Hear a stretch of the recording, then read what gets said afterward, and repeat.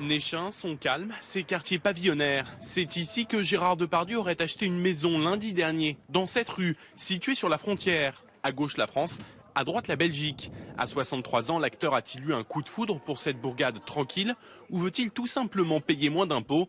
Ici, la possible venue de la star réjouit les habitants. J'habite le village de Néchin. Et je trouve qu'à la limite, si on a l'opportunité de se rencontrer, ce serait bien aussi. Le voir en vrai, ce serait merveilleux.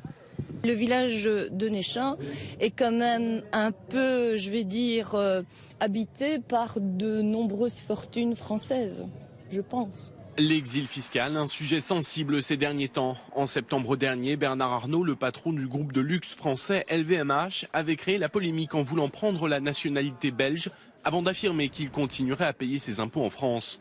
Il possède une maison dans ce quartier luxueux de Bruxelles où résident de nombreux Français. Seule condition pour payer ses impôts en Belgique. Il ne s'agit pas d'une simple adresse administrative et dire voilà, j'achète un immeuble, je prends mon adresse à cet endroit-là et je continue à vivre comme auparavant en France. Non, il faut vivre en Belgique effectivement. Et il faut de préférence y avoir le centre de ses intérêts économiques et personnels. Chaque année, 400 Français s'installent en Belgique, en Suisse ou encore au Royaume-Uni. Des départs qui inquiètent le fisc français, qui multiplie les contrôles. Et en 2011, Bercy a ainsi récupéré 80 millions d'euros auprès de Français qui vivaient toujours plus de 183 jours en France par an.